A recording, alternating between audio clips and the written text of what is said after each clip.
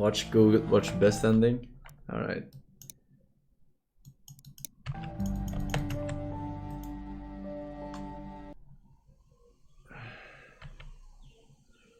Let's see.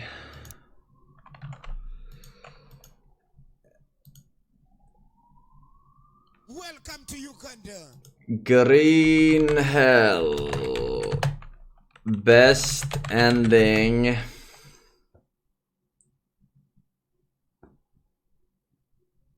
Welcome to Uganda.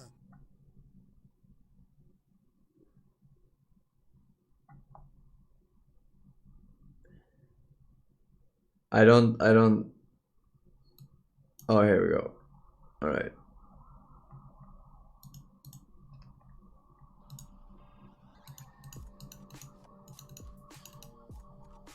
What's up, watchers, and welcome back to the channel, and welcome back to Green Hell. Push it all. Already. I begged you to end it, but you didn't listen. We ain't gonna end it, woman. We've got the cure. You never do. Oh, We're back with the cure. Haha, unlucky. Was it Well, not worth unlucky, it? you're stuck in a tube, but you know. Did you get what you wanted? Yes, we did. Yes, I have the cure, and now I know where to find you. Then go. What are you waiting for? Is it different? Get back to the airstrip. Okay, it is different. Nice. Nice. The ending's different. This is brilliant. Really? I wanted to say goodbye to you. You think I'm still waiting for you?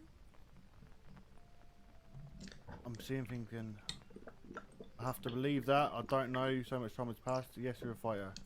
Yes, you're a fighter. You know, you could always... I didn't miss him. What's going on? He just went to the airfield here. And then Don't it's know. this. So much time has passed. Yes, you're a fighter.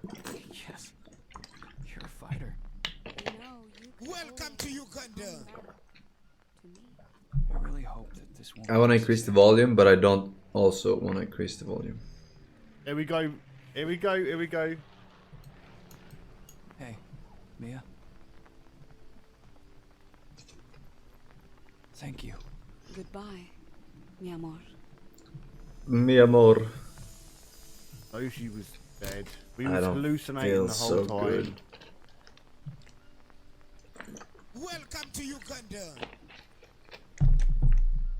To be fair though, these long black pauses are pretty annoying. What? My ending was way better. Please don't tell me that's it. Don't you at least see the plane land? That's your issue with it. Oh my god. I can't believe What you've done the this. hell? The other ending was better than this. I'm gutted. Yeah, it was.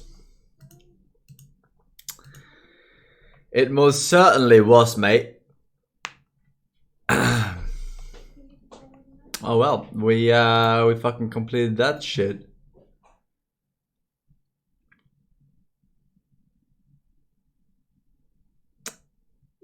I always get the best ending. Whatever ending I get is the better ending.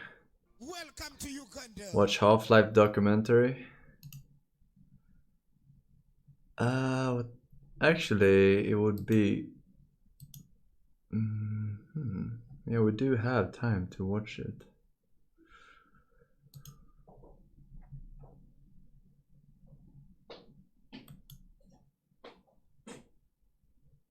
I have it here in the tab actually.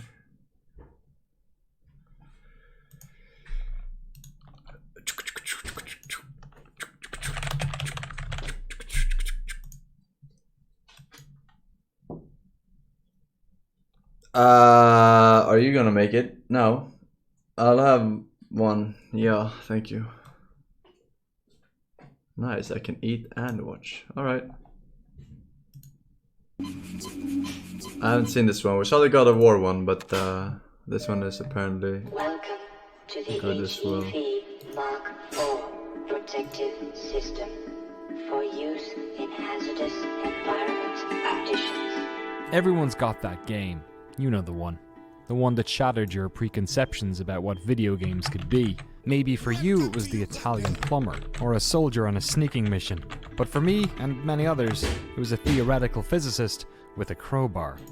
I was obsessed with Half-Life. When I was in school, I daydream about the fastest way to complete levels. I don't know if the subtitles One year I are- went to a Halloween party dressed as a zombie scientist. Are The they head good? grab made of chicken wire and paper mache. Quality. I think maybe 2 people recognized who I was.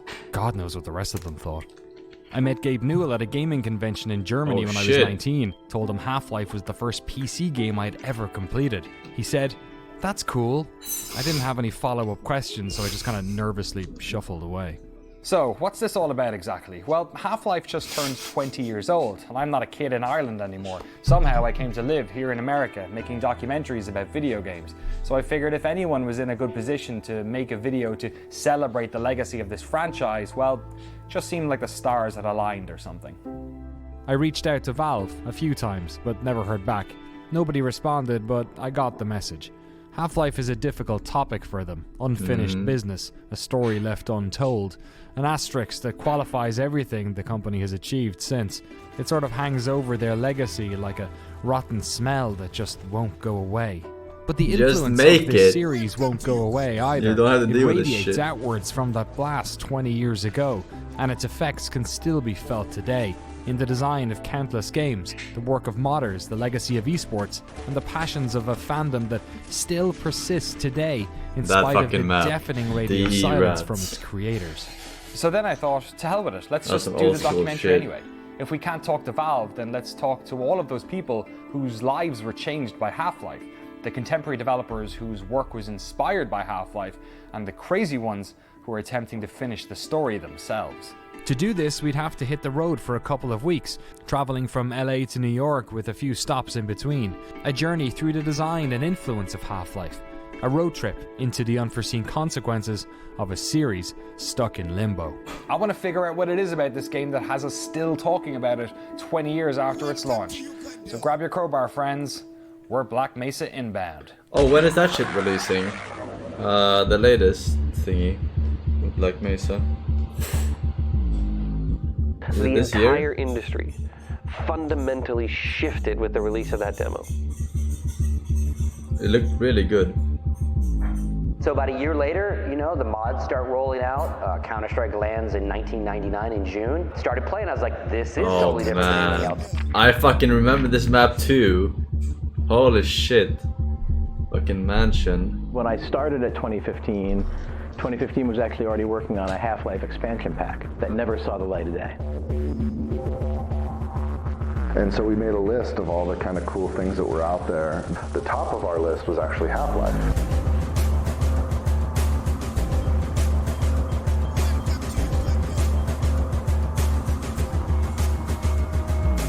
We kind of modeled ourselves after a AAA studio, which may or may not be the right thing from volunteer-only like modding project.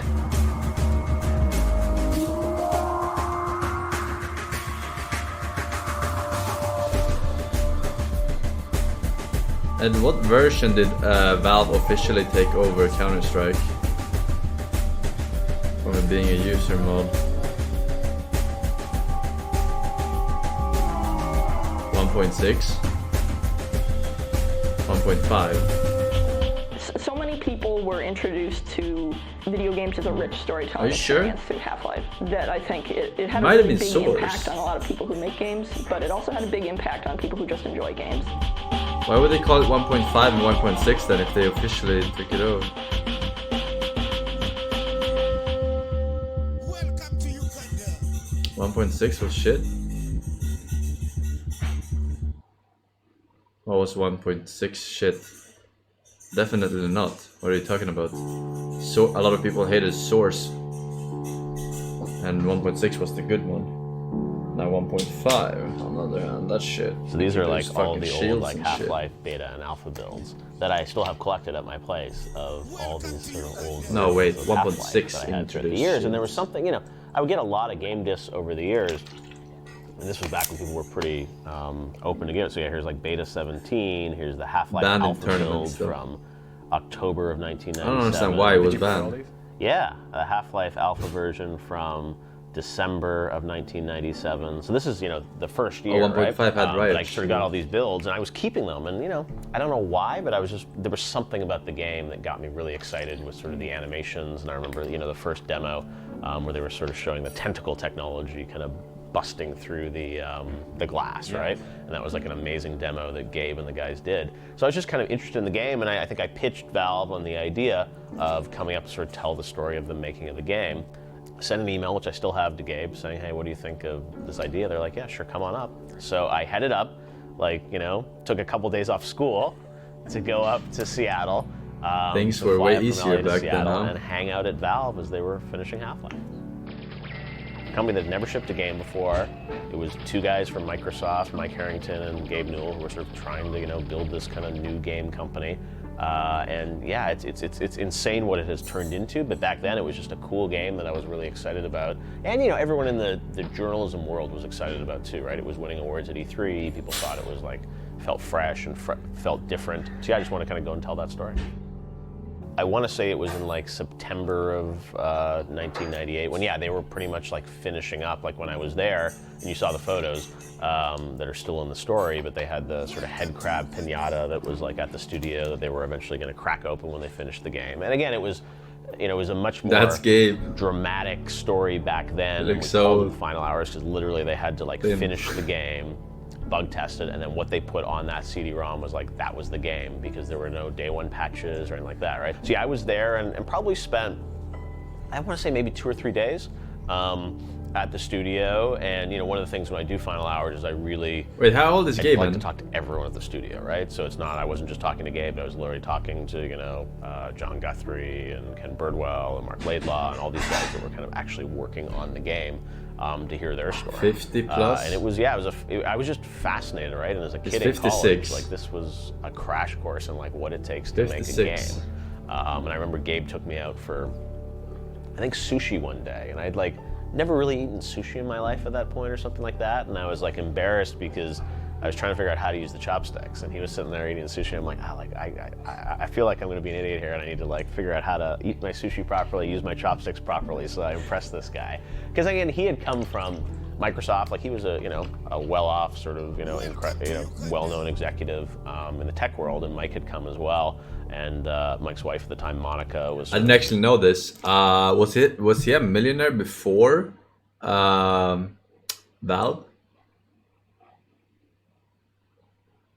Oh. What did he do at Microsoft?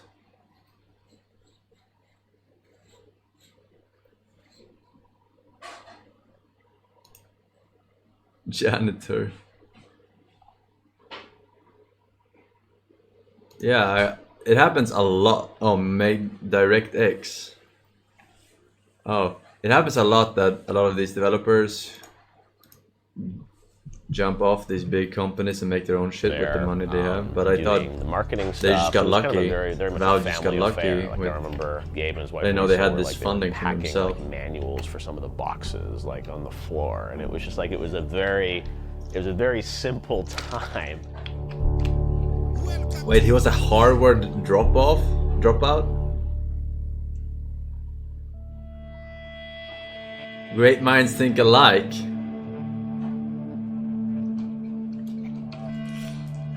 I was working on a first-person shooter when Half-Life came out. It was the first game I ever worked on, and the premise of the game was kind of cool. You played a fallen angel, and you had these powers, so you could turn people into pillars of salt or make their blood boil and they'd explode. And it was like, oh, that's fun, but it was very bog standard level design stuff. And that's not to, say the level designer sucked or anything. It was just what was expected. It was the red key and the blue key. I don't want to sound like a fake boomer, but I've never heard of this. The standard game. collective. You'd go through the levels and you'd sort of do it without thinking about it, simply because the way they were designed was very smart to sort of pellet lead you through, like a mouse through a maze. And it was the accepted norm, right? This was build engine to current 3D, and it was what people were sort of expecting to do. So we didn't think too much of that. Our demo was coming out like in a week, and then it was announced the Half-Life demo was going to come out. So everybody in the office downloads it to their machines, and their demo was not only longer, but it was better and longer than our entire game, right? And we were about to release a single boss battle of our game, and that was our demo. And it was like in a single room, and you just fought Lilith, and it was over. You know, everybody played.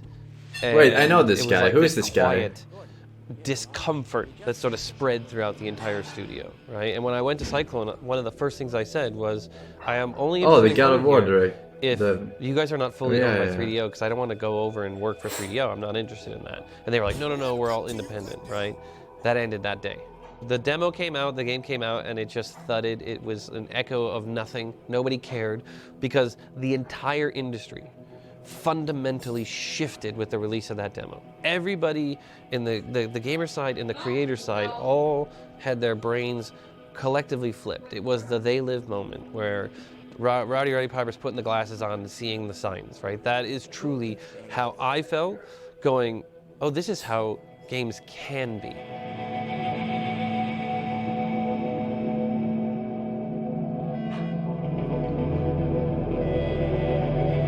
Revolutionizing.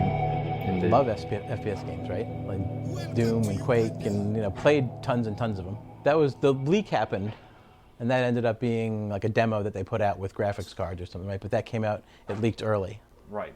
And I remember everyone freaking out about that.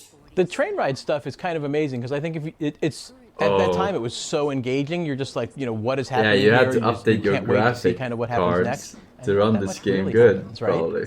But for some reason, it was just hadn't been done like that before, so it was just something that I think intrigued us all. One of the quietest, smartest openings that actually shows you precisely who you are, right? And precisely who you are is not super soldier created in a lab. It's not greatest fighter of all time. It's dude on his way to work.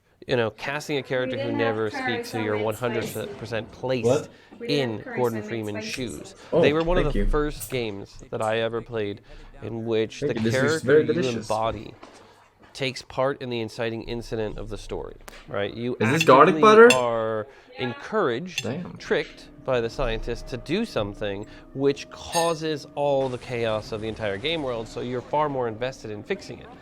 At the time, I didn't fully realize it. It wasn't until subsequent playthroughs that I realized how expertly crafted they had done that moment.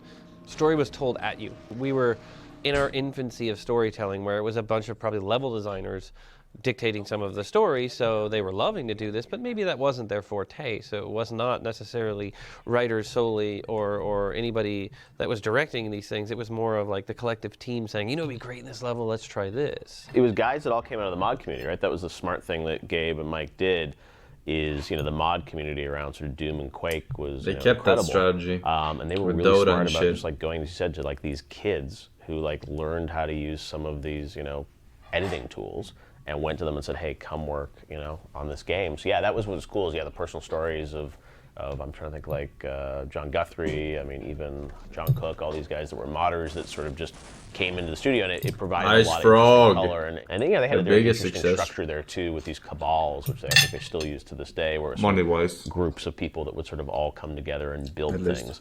So yeah, from as a kid that was like studying in college, I was like, this is just a fascinating sort of exercise and understanding ice fraud. How companies work. Why are you saying ice fraud?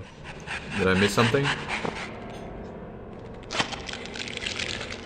I love the sound design in that game, like firing the pistol the first time you get the pistol, especially because it took so long.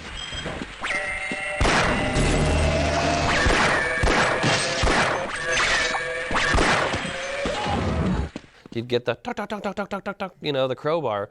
And just when you were tired of just having the crowbar, they introduced the pistol, right? And then they slide in shotgun, the revolver, the machine gun at those perfect times. But the sound, when you hear the world, when you hear that, you've just filled up your health. That was the sound that amazing? Your health goes a little bit too low compared to the other games. Critical. Blood loss detected. All of these things that feel like you are placed in that world. Pacing of this game brought you those moments. That tentacle is just unbelievably good. I mean, I know that the And it sound came is at the good, right but I time. didn't It know came it at a was time so when you different needed from the something other games of the spectacle, challenging, and then just constantly hearing that time. tuck, tuck, tuck, tuck.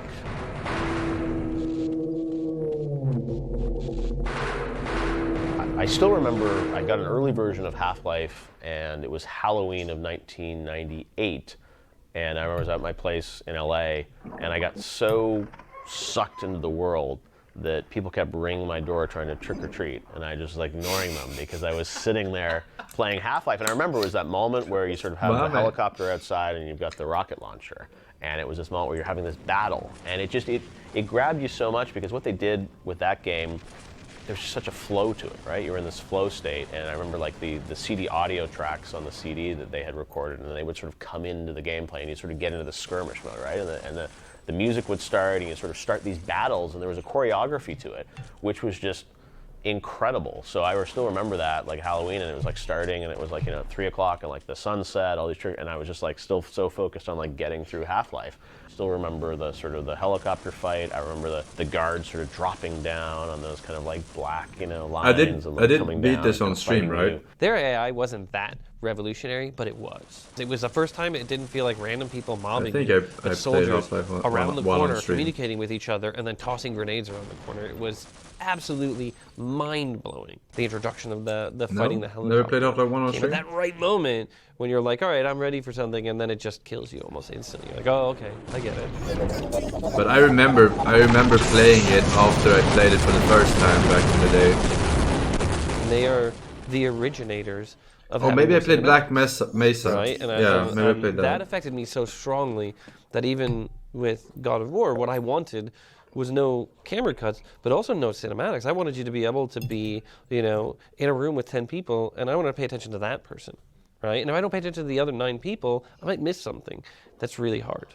Like, it's really cool to talk about, but I could see how they had to engineer certain tricks at the time, locking you in a room with somebody, giving them an active, but then inside of the narrative, having them encourage you to have an active, right? And they begin that right away with Gordon, I need you to help me with this experiment, right? And you become accustomed to that. First-person shooters were there to throw a bunch of enemies at you, empower you, and then, we kind of need to slow the pace down, so let's put some security keys every once in a while. And this one really built up that, at the time, very popular mythology of X-Files, right? That sense of the truth is out there and there's a conspiracy. X-Files, what? The lowest person on the totem pole is able to elevate to the heroic stature simply by answering the call. And that's what you're doing. It's the classic hero's journey of the call to action. And that call to action literally happens right after you get off the train. Red Fang, read sub-friendly Half-Life backlash. wasn't designed in a creative vacuum. It was a direct response to the types of first-person shooters that were flooding the market at the time. Newell and Abrash are often credited as the inspiration for pushing the genre into a more story-focused lane. But the team they built around them were full of programmers who had been working on the bleeding edge of first-person shooter design for years. Many of those folks had come from Texas, specifically the greater Dallas area. This was the birthplace of the genre, home to both id Software, creators of Doom and Quake, and Apogee, later 3D Realms, creators of Duke Nukem. Around the launch of Half-Life, a group who had broken away from 3D Realms were looking for a new project. So on a brisk day in early 1999, they came together to brainstorm their future at the home of one of the designers, a young man who had created a handful of maps for the Duke Nukem expansion pack. To find out what happened next, I was going to have to talk to that young designer, where he still works and lives, a city called Frisco on the northern outskirts of Dallas, Texas.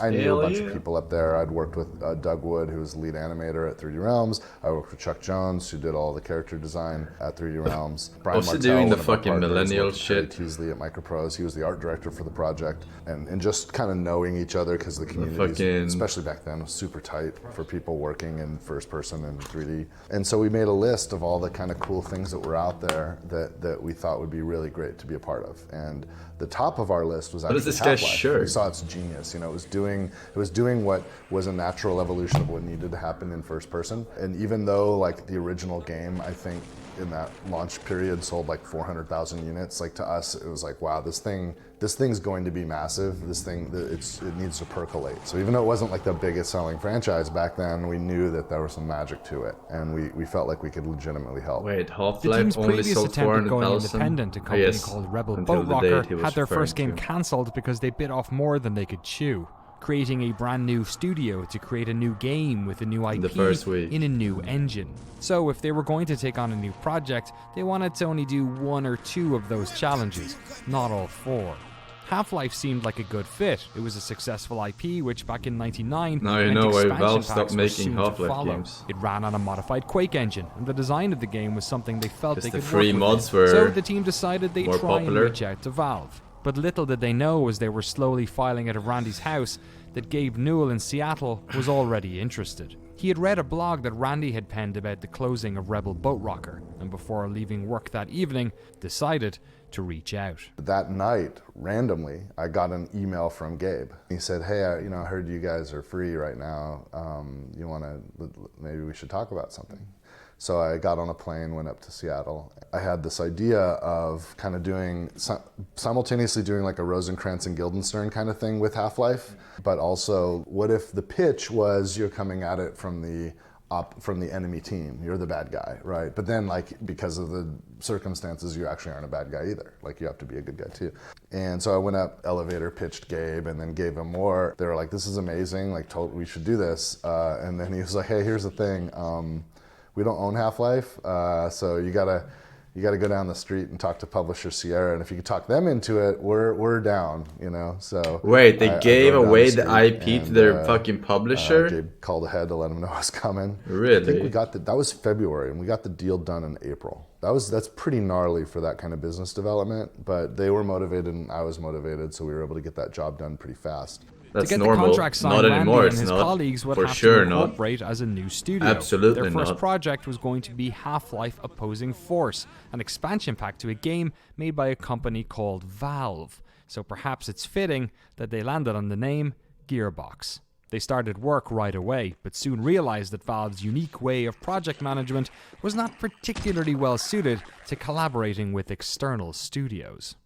About the game itself, Laidlaw was the person I talked to the most, and that was probably a sum total of 3 to 4 hours of conversation, of interactions, right? You guys are on like your own, totally on our own. We had to figure everything out on our own. We had no restrictions. I opened with my pitch, but they didn't really have any rules for us. I imagine if we went crazy, like I know of an expansion that was in development by another studio that got canceled because it just went too weird. It wasn't, and it makes sense that it What was it? canceled. It was like trying to integrate, like the Team Fortress characters were in Black Mesa, and like there was some weird stuff going on, and they kind of like wanted to define the identity of the G-Man in a way that really wasn't compatible with the mystery that the team intended. It's better to leave it. The project that Randy is unknown. referring to was known as Hostile Takeover, a game where you played as a junior Right. G-Man who teamed up with the characters from Team Fortress, which Valve had recently acquired. What? As it happens, this was actually the first project that Call of Duty and Titanfall creator Vince Zampella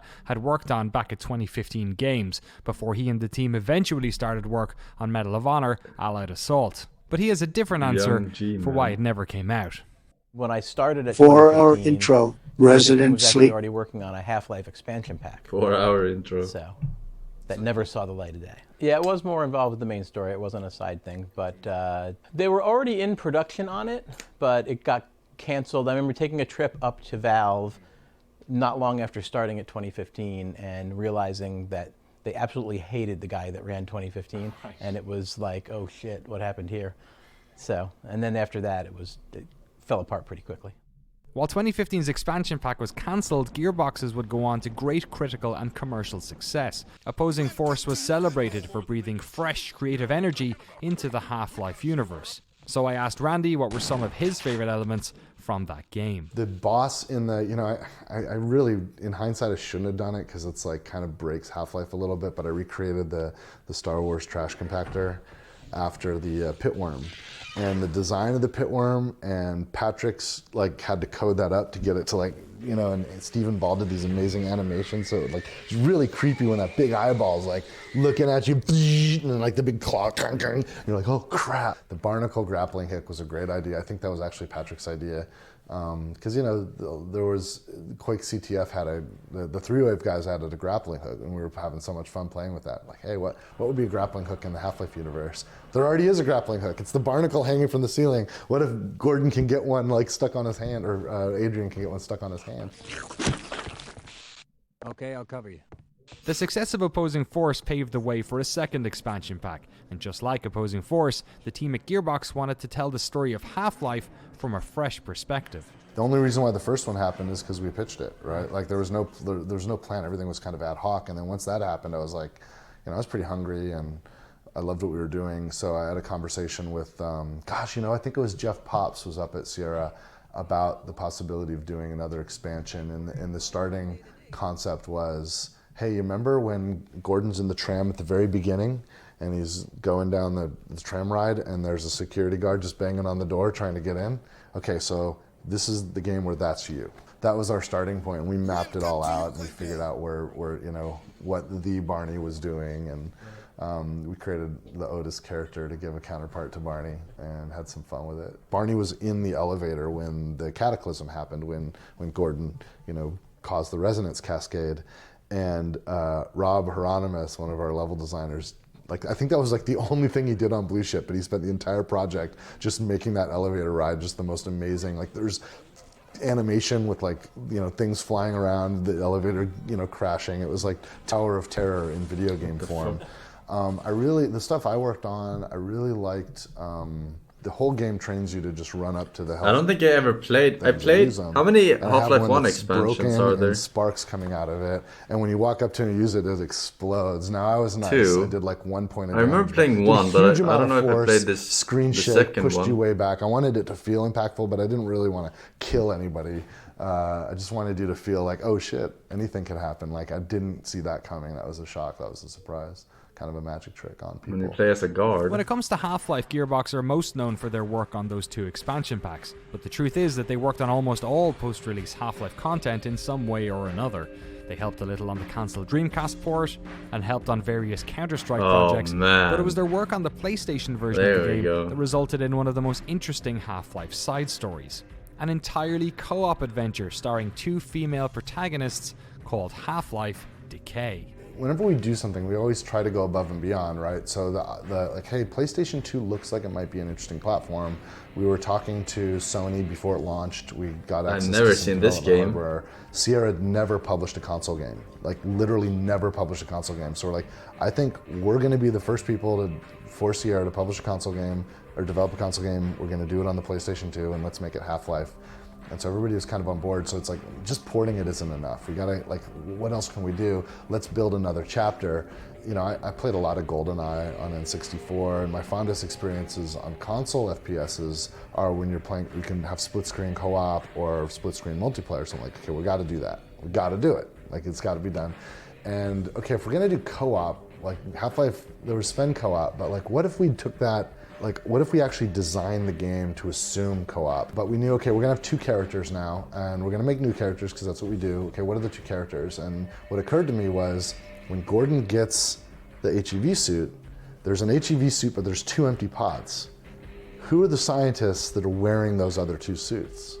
Like, that's who our game's gonna be about, those other 2 scientists. And we already knew one of them. It's the one that trained us in the HEV training in Half-Life. So when you do the training, the tutorial mission, you have this hologram version, and we named her, I think we named her Gina Cross, and we named her Gina Cross because the voice actor was named Gina. Like, so all the audio files had like a Gina tag on them, and then we invented the other character and named her Colette. We had to take the resonance cascade from a different point of view. We thought, well, if you're the scientist in the HEV suits, one of you's got to be the one that delivered the sample to Gordon. Oh, that's cool, you know. Half-Life had 2 official expansion packs and a handful of ports to various other systems, but among the wider community, something very interesting was happening. Half-Life had reawoken the first-person shooter. After years of uninspired Doom clones, people were excited about the genre again. This was the second age of the FPS, where a focus on storytelling, creative level design, and artificial intelligence came into focus. On top of that, the game was designed to be modder friendly, allowing developers to use this modified Quake engine to plug mods directly into the game's launcher. What happened next was an explosion of user-created games, maps and modes, single-player mods, deathmatch maps, new versions of Quake favorites. But in a world with servers and CDs packed full of Half-Life mods, nothing was as big as Counter-Strike. To get to the bottom of how this all happened, we traveled to Phoenix, Arizona to talk to an esports veteran whose entire career began with the launch of CS. Holy shit, that map was so unbalanced.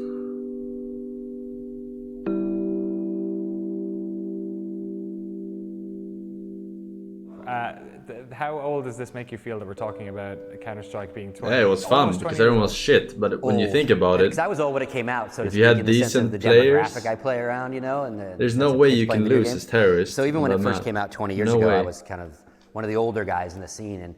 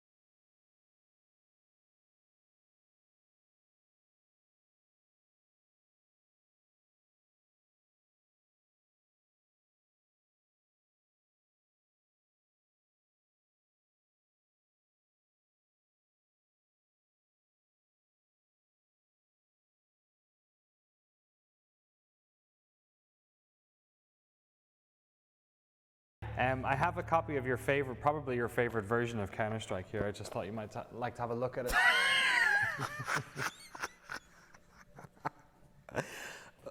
By the way, Condition Zero. Yeah, Condition Zero. Oh yeah. Valve wanted. They were trying. I mean, there was probably a lot of interesting. It looks so much better. That, you know, that I think it's better off if they get into. But it led to a climate where there was some opportunity available to develop Counter-Strike in a few ways. One way was on the first Xbox, and Microsoft threw some money in for that. We put a little deal together. And in hindsight, that was a mess. Gabe was really insistent, like, hey, dude, instead of doing the deal with the publisher, like you should do the deal with us. What? We're developers. We totally get each other. Like, we'll take care of it. Like, oh my God, it was a nightmare. They did not know how to be publishers back then, and they did not know how to deal with people like us for sure. So, so that was a mess. But we got started on it, and they were schizophrenic about what they wanted. We created maps which were totally compatible with the multiplayer Counter-Strike, that were designed as competitive Counter-Strike maps. We had all the guys working at Gearbox that were part of the original Counter-Strike team. Chris Audi and Johnson, who made Dust, like these guys were working at Gearbox. And so there's freaking awesome maps that we made. And then we made this kind of single player campaign, which really was like AI guys with you. You'd play the maps over and over again to accomplish certain challenges and criteria, right? So it wasn't story driven at all. And we were dependent upon some new work that Valve had imagined that they called, what did they call that? It was like GUI 2.0 or something, or UI 2.0, and they just went off the rails with that feature, and it didn't get done. We were dependent upon it, so that kind of screwed us up a little bit. And then they did this one big come to Jesus meeting with me where they're like, no, you know what, you should make it like Opposing Force, where it's all single player and campaign driven. And I'm like, in Counter-Strike, like I don't think that's what customers want, And at that point, I had taken a lot of risk. They weren't really financing development. So it was really, I mean, they threw a little money at it, but not nearly what we spent. So I was like, this is kind of bullshit. That's actually scandalous. So I walked. I told them, fuck off. Gearbox had invested thousands of hours in their version of Condition Zero, the CS that focused on multiplayer but added a Tony Hawk-inspired offline mode where players would repeat levels to complete challenges. But Gearbox was actually the second studio to take a swing at developing this game. They had taken over from Rogue Entertainment in 2001. The game eventually found its third home at Ritual Entertainment, who Valve contracted to make the single-player focused version that they had unsuccessfully pitched to Randy. The game went gold and review copies were sent out, but when the scores didn't look so good, Valve actually pulled the launch of the game and dumped all of Ritual's work. The game found its fourth home at Turtle Rock Studios, who finished the game by taking the seed of Gearbox's vision and packaging it alongside 12 of Ritual's single-player levels under the banner Deleted Scenes. It seemed that Valve were more comfortable buying out external teams than working with them remotely. At that time, Gearbox was still under contract with Valve, but by this stage, Randy wanted out. We kind of did a deal. They were kind of shitty about it, frankly, but we did a deal that got us separated. They were, in hindsight, both at the time it felt shitty. In hindsight, it was horrifyingly exploitive. I'm really not pleased about it. And it soured a lot of ways I thought about Valve for a long time. They did to us things we never would do to any developer. It's really annoying. Has time healed that? I had a talk with Eric Randy Johnson is an ass.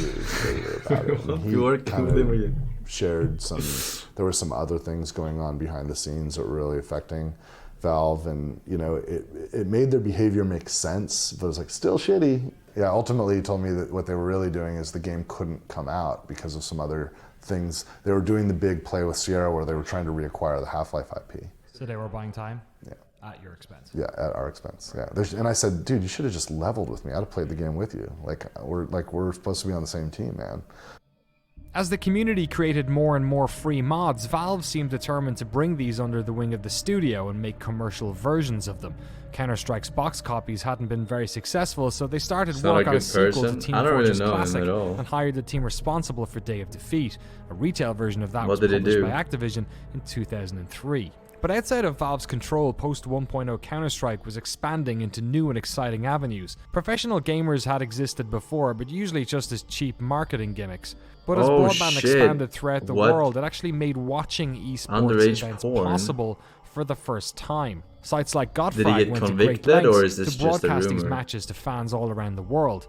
And suddenly, there was an audience. And with this audience came sponsors. Counter-Strike was an esport, and the community was holding all of the cards. I'll use the word we a lot. I don't even mean, it's more the royal we. It's you not shouldn't me throw as a that shop, around. But we as the community. Either they have evidence they gave us against one him thing, and you get this convicted. This hostage rescue thing with a few maps, a few guns, and feedback just started coming day one hot and heavy. More maps started being developed, more guns started coming. It was barely legal, not They would underage. adjust what we said. And then the hardcore took this, and we could go one step further and go, okay, how do we compete on it? Should it be 12 rounds? Should it Europe was going with chargers only, which meant only the offensive team scored rounds.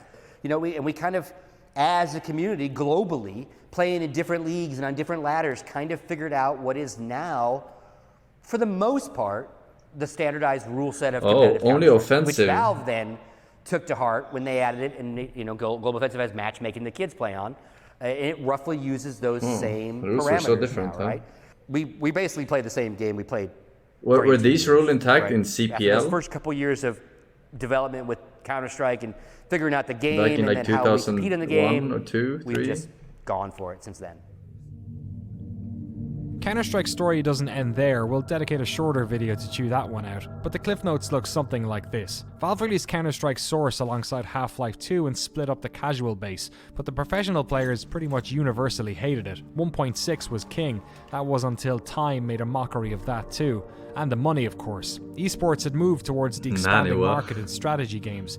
Counter-Strike Pro players were left in the lurch as their old version didn't get any updates. All the while, the Half-Lifers were gifted expansion pack after expansion pack.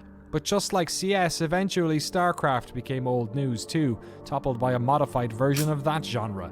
Valve smelled the blood. They had made a massive mistake in not owning the esports wing of the previous mass market online mod. It wouldn't happen again. They hired a bunch of modders and, well, you probably know the rest. But Counter-Strike wasn't done either. The newly released version, Counter-Strike Global Offensive, wasn't exactly the most popular game at launch, but through work with the community, it has since exploded in recent years, and is even more popular than 1.6 was back in its heyday. Counter-Strike fans are enjoying a renaissance now, while all the Half-Lifers are still waiting on that last expansion pack. If only they could sell gravity gun skins, I hear you say, we'd be playing episode 3 by now. And there it is, the fanboy bitterness. The spectre of episode 3 is easier to ignore when we're talking about the good old days, but to be a contemporary Half-Life fan is to smile through the disappointment. Don't worry, we'll get to Half-Life 2 in just a second. This story is far from over. I remember pushing the truck all the way here through this road. Bit of a break.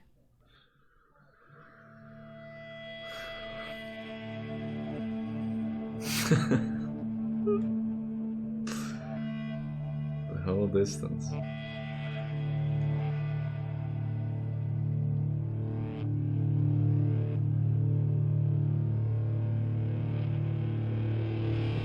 Alright, so we've been to California, we've been to Texas, we're now in Arizona, talking to people about their experiences with Half-Life. And it's weird because I thought I was going into this wondering about the development of these games and like how they impacted people in terms of design.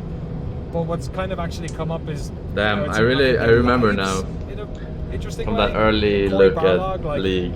He doesn't really make first-person When it games, first came but out, he has all of these people other were like, you should play this. emotional touch points he this has. is just a with the shittier series version that, of Dota. you know, Why would I play connected this to shit? various periods of his life.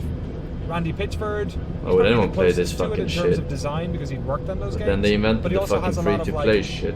emotional and like business baggage with the entire Half-Life franchise.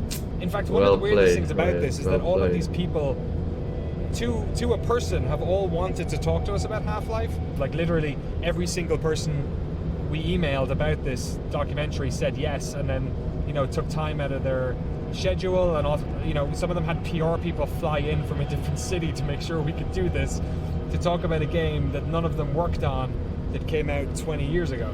So when I think about that in relation to myself, it's making me think why I'm doing this.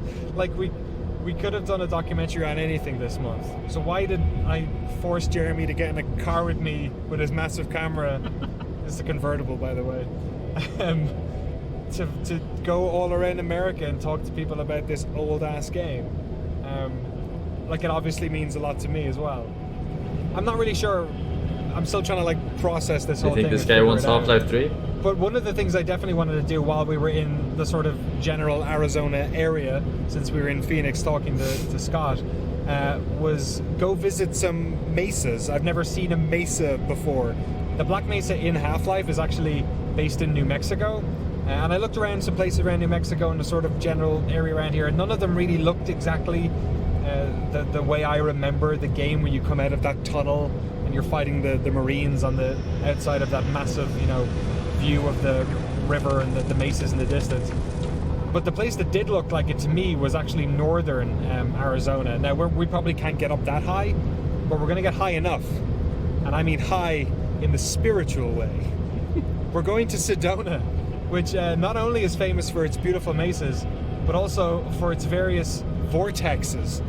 And if you know the narrative of Half-Life 1, you know that vortexes and vortigons and portals are a very important part of what makes that game special. So this is our spiritual journey into the heart of Half-Life. Let's see if we find what the vortexes have for us. I'm not sure what the fuck he's talking about, honestly.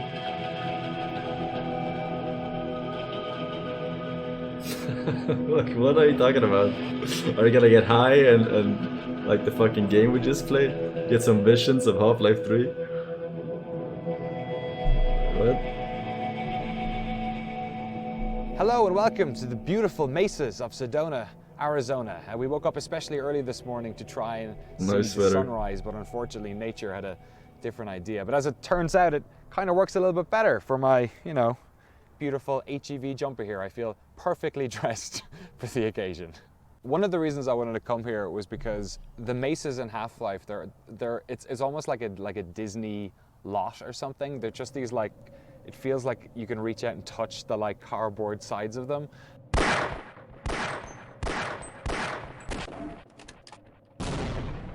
And seeing them in real life, it actually kind of feels the same way. Like when we drove in here, there's something about the scale of these things that doesn't feel real. It's especially weird because they're so big and they're also like so on top of the town. Sedona is one of these places where people, you know, there's a lot of crystal shops. People come here for the energy.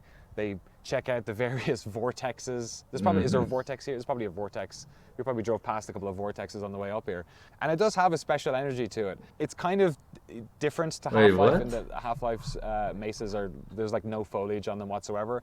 But in a weird way, I feel like are the governments also fucking hippies in this place? Half-Life, you know, precious gemstones being pushed into scientific machines and portals spewing out energy. I'm basically trying to justify a trip to Sedona for this documentary.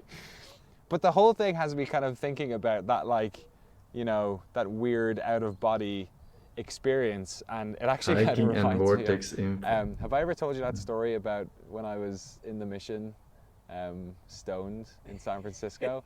So this is years ago. When I first moved to San Francisco, I was in the back of a comedy club on the mission with a friend of mine, some people I used to work with. So we had some edibles, and what's weird is one of the only audio hallucinations I've ever had in my life was when I played the first Half-Life in the summer of '99. And I played it for like 5 or 6 hours straight. And I remember walking away from the computer and being able to hear the soldiers. You know those like radio calls where it's like, where is he? And we've got Freeman and all that. 5 to 6 hours. So flash forward to like nothing. What the fuck? And I'm in the mission and I've taken these edibles and I can hear the doctor from Half-Life 1 and Half-Life 2, Dr. Connor. The guys is on. It's getting the Tetris effect from 5 to 6 hours of gaming. Get away from there, Freeman. I'm expecting an important message. And I'm like, oh my god, like this is I'm having like another audio hallucination, and they always seem to be about Half-Life. And I'm laughing about it, and I'm telling my colleagues and stuff, and we're all rolling around on the floor or whatever. But it's like 30 minutes have passed, and I can still hear him. And I'm like, it's a bit weird that this hallucination's really like holding on. So it was in the back of this like weird comedy club theater thing, and at a certain point I like poked my head out from like behind, like we're like behind the set, and I poked my head out and I can see there's like a bunch of people in the audience, and there's this guy on the stage, and like now I'm looking at him and he's moving his lips, and it sounds like Dr. Kleiner. So like at this stage I'm like I need to like figure out if I'm like having this really strong hallucination or whether or not this is actually happening. So I check the posters around and there's a name on it that says Harry S. Robbins, and I look up, you know, Moby Games or something and check out the credits for Half-Life, and it's him. Dr. Kleiner like is literally on the stage talking to us. He has some like science podcast or something. So after the show ends, he like comes backstage, and I'm like completely off my gourd at this stage. I'm like, oh my God, it's so amazing to meet you. You know, like, what was it like? You know, like 15 years ago, or like I guess 5 or 6 years ago, doing the voice of this character. And like he literally speaks that way, and he's like, oh, it was very fun. Valve are a great company to work for, and I don't know anything about Half-Life 3. Great Scott! Gordon Freeman! I expected more warning. So yeah, I'm not sure what the lesson is here. If you're getting stoned in the mission, try and not make it in a place where hallucinations and reality are going to intersect with each other. That's probably my weirdest Half-Life story. Although maybe climbing to the top of a mountain wearing a HEV sweater is a close second, let's say.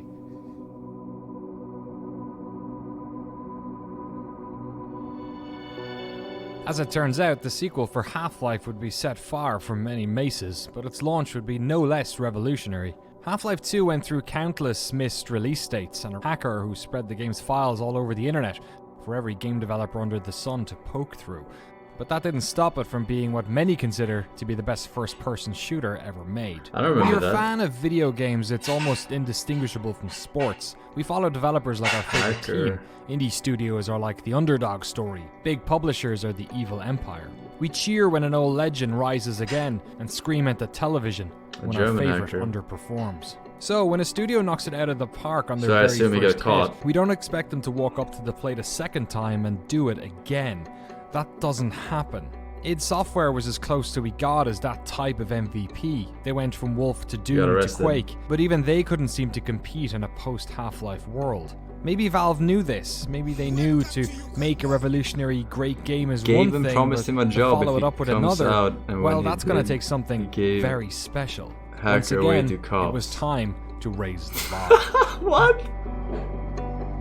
Yeah, Half-Life 2 is even more interesting. She paid him with a job offer? That's hilarious, dude. Game it is hardcore, man. What the And then the original pitch for the second one is that I was going to write something called the first hours of Half-Life 2, which is basically going to be the reveal of the game. Unfair, though. I went up to Valve and they gave me a demo of it, and I sort of started to work on the story. And then I think they called up a few weeks later and said, oh, by the way, just kidding, we're not going to announce the game now. And they kind of pushed back the announcement even after they had already done some initial kind of interviews or demos.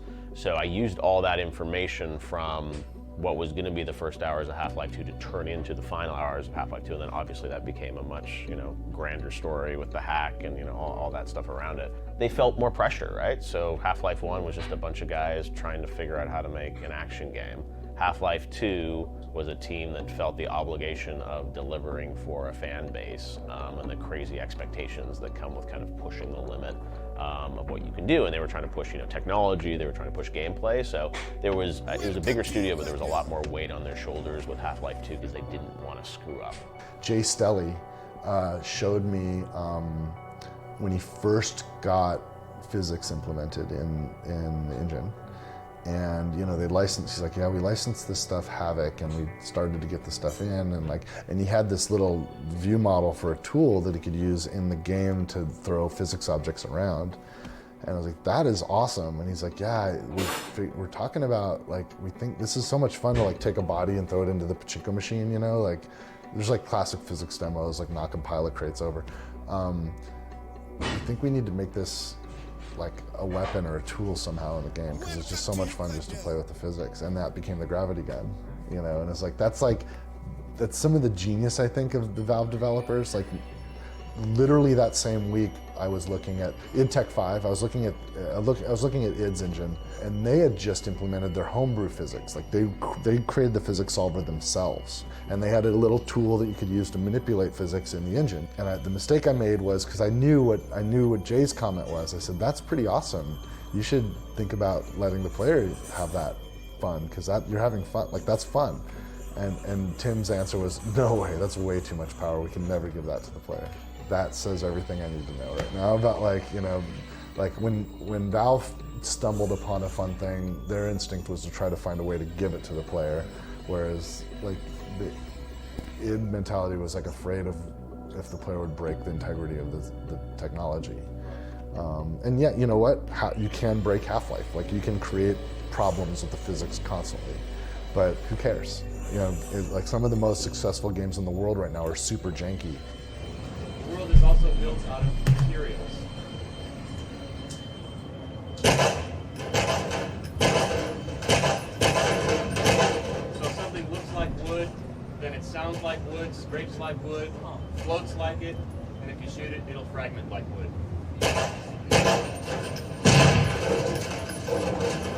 Materials in the physics system interact with each other, so a set of steel drums floating will behave exactly how you expect.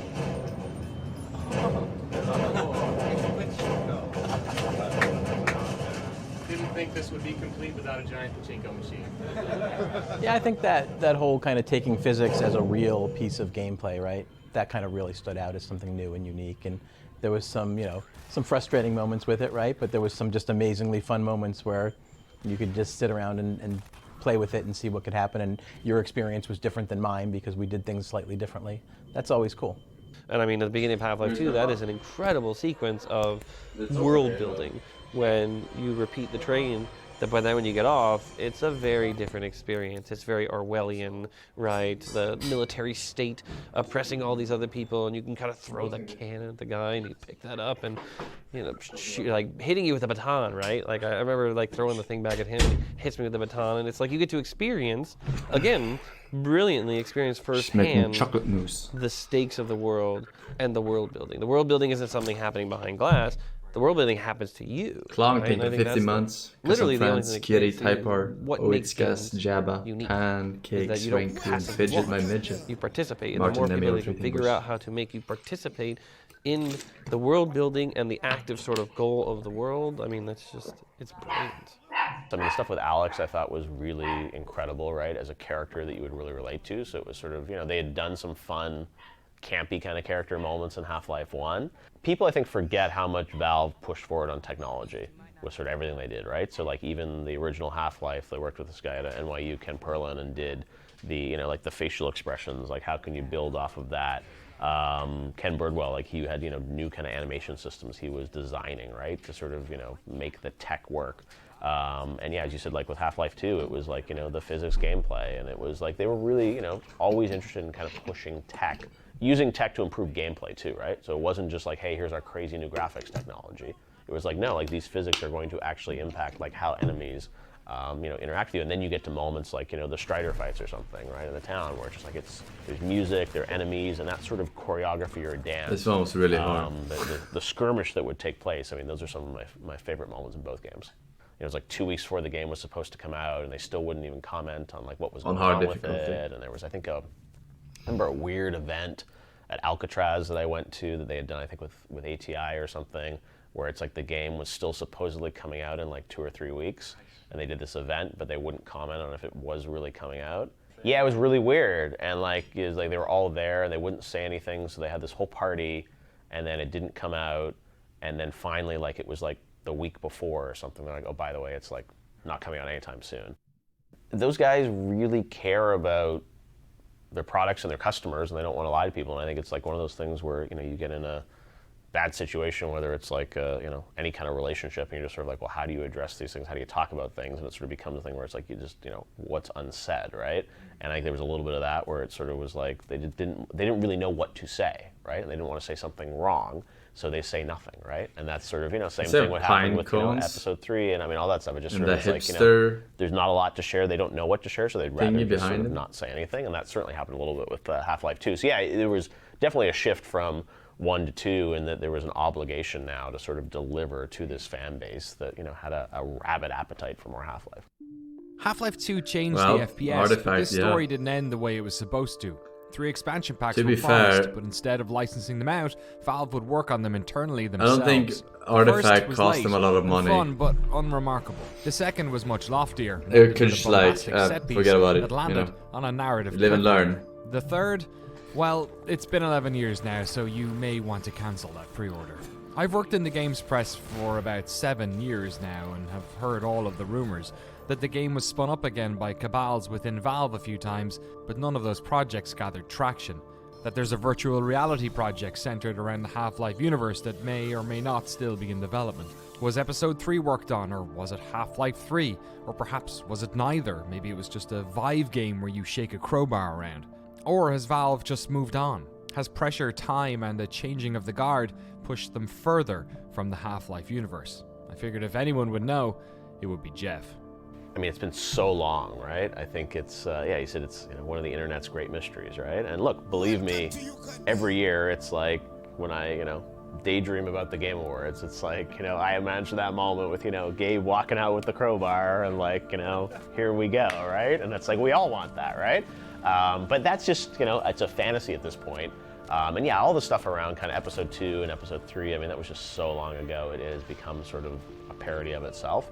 I don't know how much they really think about the Half-Life stuff anymore, honestly, even, right? And I think it's out there. I think a lot of the people that worked on it have left. It's sort of a different group of people that are there now. It's a classic franchise. It means so much to all of us. I don't think there's like a crack team that like is, spending months thinking about like how do we grow the franchise, what do we do, et cetera, et cetera. I think it was kind of a point in time, and as you said, there became so much pressure over the years. I don't know. It's so hard to sort of tell, and Valve has gone off and done so many different things and interesting things. I don't even know what like a Half-Life 3 is right now, right? Is it like a story-based single-player game? Is It's a battle royale. Is it a battle royale? I mean, it's like virtual reality. Well, that's what I mean, and like there's VR. So I mean, there are a bunch of different ways to sort of skin that cat in terms of what they could go. But I think the thing is, Half-Life 2 pioneered a lot with physics-based gameplay and sort of other content. So I think Valve always thinks about like how are we going to push. They said it way too serious though. Something. Yeah, it's one of those brands that at some point. Got a straight face when they said battle royale. I don't really know what form it will be. That's worrisome. Do you have like sympathy for the position that Valve are in? I'm not sure if sympathy is the right word, but what do you think they're in a difficult position? Maybe. I think sympathy probably is the right word. Yeah, I mean, you look, it's like working on something like Call of Duty. You have this expectation of you can't change everything, but you have to change everything, and it's this weird, we go to work every day wanting to make the best thing possible. We don't want to screw players. We don't want, we want to make the best thing too. But it's not always exactly obvious what you need to do to make it better without changing the core, but keeping things fresh. Was it nice in a way to do something like Titanfall, to be able to Absolutely. cut, like, the way it happened, probably maybe not the most fun thing, but yeah, was it nice to be able to just go, oh, new idea, all those ideas that didn't fit in this box we can put over here. Yeah, starting over sometimes is nice. It gives you the freedom to do something new. Like I even remember when I was writing Portal 2, there were some ideas and technology in Portal 2 that they pulled out, which Apex F-stop, which was an idea that I saw, which they asked me not to write about.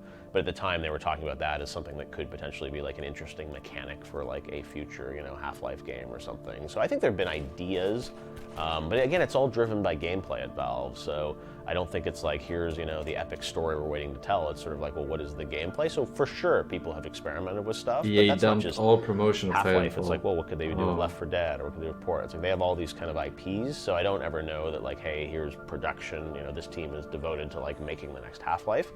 I think there were obviously people working on gameplay simulations and ideas, but I don't know if it ever got to the point of like, well, here's the story of the next game. Like I remember one year at Spike VGAs, we did an honor for Half-Life, which was Half-Life 2, which was Game of the Decade, and Gabe flew down almost the entire team and honored them, and I wanted to do a thing with the G-Man to sort of show up on screen to kind of greet people or sort of remember it. And I Gabe was like, said no. kind of asked Valve, I'm like, hey, could we get like the G-Man model? And I was hoping they're like, oh yeah, we got this new G-Man model we're gonna send down to you. And it's like, they're like, no, we gotta like go and find it. We don't know where it is, and it's like somewhere, and it's like, it's just not like there wasn't actively like, oh yeah, we've been working on this super high-res G-Man we're going to use for it. It's just, it wasn't even sort of part of the conversation. Since the release of Episode 2, the first-person genre has evolved in two main directions. The first, large-scale open-world adventures, and the second, persistent online shooters. While at one stage every FPS designer under the sun was chasing Half-Life's tail, now there simply aren't games like Half-Life anymore. The closest we've gotten to has been Respawn's work on the Titanfall series, but even that comes with an asterisk. Vince co-created Call of Duty, so he knows the score when it comes to the popularity of single-player games. When the first Titanfall was made, the studio focused on multiplayer because it took less time and money to develop, and was likely to be played a lot more. It wasn't until they actually had funding to take a real swing at single player that they designed the terrific Titanfall 2, a campaign that many have said is the best Half-Life game released in the past decade. Maybe it's the varied level design, or the terrific sci-fi moments, or the anthropomorphic robot buddy, but I think it might have something to do with the process. The original Half-Life was a collection of levels developed by disparate teams at Valve known as Cabals. It wasn't until Mark Laidlaw was hired that they were pulled together into a cohesive narrative. Similarly, Titanfall 2's campaign was the result of an internal pitch process, not unlike a game jam. Designers worked on different styles of play, and these were all brought together to make the campaign, which is how they ended up with such a varied and interesting game. In any case, I wanted to know what Vince thought about the comparison. I mean, we are using the Half-Life engine, right? So we have the source engine at the core of what we do, so I guess there's some DNA there.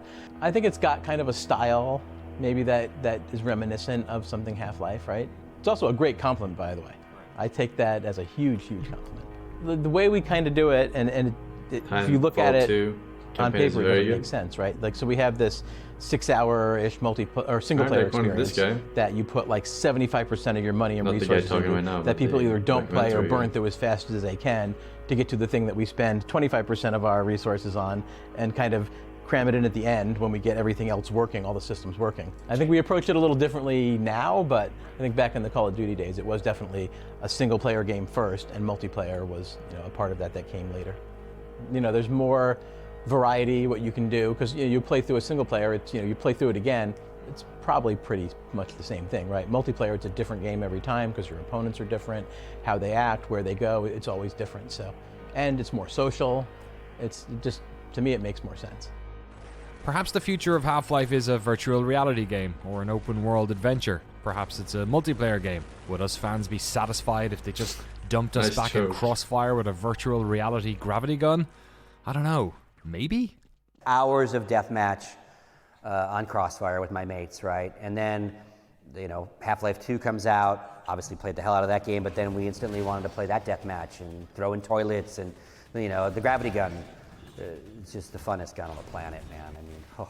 And you could hold, you would use one piece of debris as a shield and then throw other ones, right? Hold the file cabinet, throw the toilet. It's just crazy. And I didn't spend that much time on it. Again, by then, as soon as Counter-Strike came out, it was my go-to first-person shooter, right? Everything else was you'd dabble with it, you'd have fun with it, and then you'd go back. Do you play much Gary's Mod at all or any of that? A little bit, just a little bit for the wackiness of it. That ended up being its own thing for like 10 years. Yeah, and it's still alive and well too, right? There's still Gary Mod's craziness, He's gone off and had a career and made Rust and all that. Yeah. That's the biggest problem we had when we started doing this, was that then everyone was like, oh, you need to cover this mod and this one and this one. Because it'd be really interesting to do like a 6 degrees of separation of like Half-Life mod makers and like where they are now, right? Because again, it spawned a whole class of professionals. I mean, Episode 2 would be the last Half-Life game Valve would work on. Portal was sort of side-loaded into the universe, and the sequel more directly referenced the fork at Black Mesa, but by and large, the release of Episode 2 marked a turning point in the story of Half-Life, a new chapter where a global community of fans would begin to make this game their own. It's not that modding was something new. On the contrary, the first Half-Life was one of the most modded games of all time, spawning classics like They Hunger, USS Darkstar, Science and Industry, Natural Selection, Team Fortress Classic, Natural Selection. You could do an entire documentary on any one of these mods. In fact, some of these communities were so big that they'd spawned sub-communities. Counter-Strike had large groups of players playing exclusively on jump maps and surf maps. It's kind of funny because I was thinking about this on the drive down. No offense to you as a game journalist, like I would buy the game magazines, not so much to read the game reviews, but for that disc, because that disc had all those games on it, all these new demos, man. And yeah, you know, you might be able to download them online on your 14.4 modem or whatever, but it was just, you got this disc, it was just perfect, right? And Counter-Strike was one of those. Yeah, 50 Half-Life mods. Right? Every little mod, you'd be like, what is this? What is this natural selection? What are all these weird, different, wacky games? And again, Half-Life has to have spawned the most mods of any game. That and Quake. I thought this game was Other really mods, good. I played the hell out of Day of Defeat, for sure. Tons of Day of Defeat. Came out right after Counter-Strike as a mod. Also, a mod team that got sucked up by Valve, and then turned into a real game. Turned into a source version as well. And there's a pattern here with Valve, right? Natural Selection 2 they see a really devs good are the mod. ones that made Subnautica. It was just one of many mods that got dropped out of Half-Life being the it became standalone. You know, the I didn't know they made creative, Subnautica. they're game programmers. These mods, they weren't kids making mods. These are kids that wanted to be game developers, right?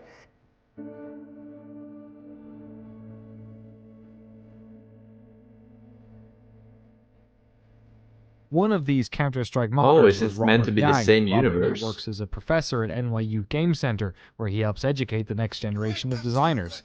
Like many modders, he started out making Counter-Strike maps. He enjoyed the world-building part of it and telling stories through the environments he designed. The first project he worked on was the single-player mod. Was there any Mapwatch, Easter eggs but in for Subnautica Half-Life fans, it was with the natural next selection? project he collaborated on I remember. that would live in infamy. At first, I thought the idea of Black Mesa Source was terrible and silly. I was like, why would you remake this whole thing? Then I played Half-Life 1 Source, and I thought, wow, this is really disappointing and bad. I thought I'm a big enough fan that I can like do this and contribute to this. So I decided to sign. I went to the forum, I signed up, and then that was that. Maybe things were simpler back then. You could just email someone and then get on a mod project. For Black Mesa Source, I think at that time we had about maybe like 60 people on the wiki, but maybe 20 or 30 of us were actually working on stuff. We tried to separate into departments. We kind of modeled ourselves after a AAA studio, which may or may not be the right thing from volunteer-only like modding project. But you know, we had an art department, we had a coding department, and we had like a level design department who each had their own sections in the message board. I remember each level designer, got assigned their own chapter that they were kind of in charge in. So I was in charge of anomalous materials. Someone else was in charge of Black Mesa Inbound. Daniel Unick was in charge of Blast Pit. John Paul was in charge of Lambda Core. I was pro change. I already played Black Mesa. I was pro renovations. Pro I'm just reboot confused approach. to what the new Black Mesa if you play is. the anomalous materials section that's there, like that first big lobby room is fairly different. The flow and the way the player moves through the space is still mostly the same. That's why it looks so much better. Everything is still kind of in the same locations. But I thought it was really important to make a big statement by doubling the scale of it and adding more polys everywhere and just really changing kind of the approach of it to be like, this is Half-Life in the Source engine. I didn't want to just do Half-Life 1 Source. I felt like that was I remember playing Black Mesa, but I don't remember to like escape and run away from. How it ended. Hey, Mr. Freeman. I had a bunch of messages for you, but we had a system crash Going to a about 40 portal? minutes ago, and I'm still trying to find my something? files. Just one of those days, I guess. They were also having some problems down in the test chamber, too, but I think that's all straightened out. They told me to make sure you headed down there as soon as you got into your hazard suit. Other stuff I wanted to do, I thought the original didn't feel quite populated or crowded enough. Yeah, we had to, that was actually a problem I remember we had as level designers, environment artists. We were thinking, what would a futuristic military chemistry lab look like? And we were like, they'll have the periodic table up over here, and what else says chemistry? Okay, let's put a beaker here. There's and no like periodic table test if you're tables there. military Yeah, that chemist. reminds me of chemistry class in high school. I'll put the test table here. Yeah, it was strange to think about. We had to extend this world building that they had started, merely gestured at in the original, where it's computer mainframes everywhere, and that doesn't make sense for a chemistry lab. It should be soon. The I remember bathroom hearing really about it pops like out at me for some reason, because I just don't remember seeing a bathroom in a video game oh, there's like toilet paper there. Like there's toilet paper on the shelf. Like there's all this attention to details with something as mundane as a bathroom. And the bathroom just shows you, I think, the soul of the game a little bit. It's like, did they really care about this space? If the level designer really cared about this space, they thought about where people were going to take a shit. Be a dear and fetch me a roll of toilet paper. Hello? Hello? Oh, thank heavens. I'm in dire need of some toilet paper.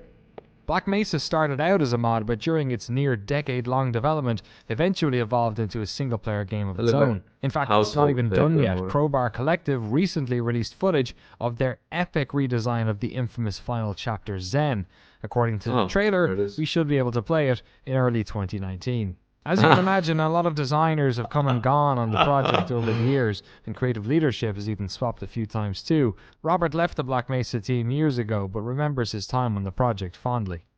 Seen as Robert's job was replicating Half-Life 1 and Half-Life 2, he is one of a select group of people outside of Valve who can speak to the idiosyncratic nature of both versions of the Source engine. When we talked to Jeff, he noted that many of the developers at Valve were hired by Gabe from the modding community.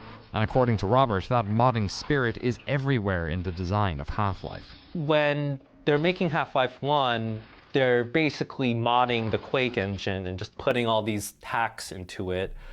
So when you're coming in from Black Mesa Source on that train, and then you're standing there, and then you're like, great, is the door gonna open? And then the door doesn't open for a while, and you're like, what's going on?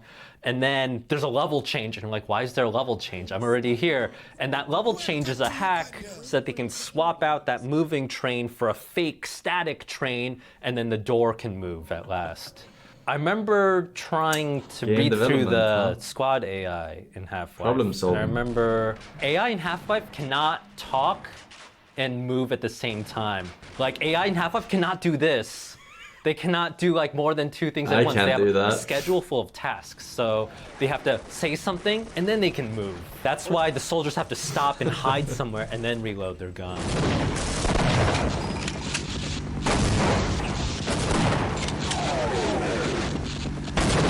So when Half-Life 2 comes out and like grunts can like walk and shoot at you at the same time, that's like mind-blowing.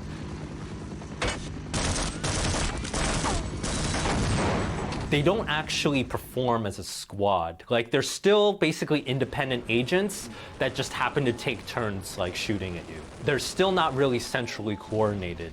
So I think the grunt AI in Half-Life is this beautiful example of something seeming a lot more complicated than it actually is. Back when you're working on Half-Life 1 or Half-Life 2 era stuff, you're not really coding in a language. To script all the level logic, you have to use entities. And these entities are like icons or like visual things inside the world. So when you are scripting, okay, first Gordon Freeman will walk in here, and then that'll trigger the door, and the door will close. And then you have to trigger this sound and trigger that sound.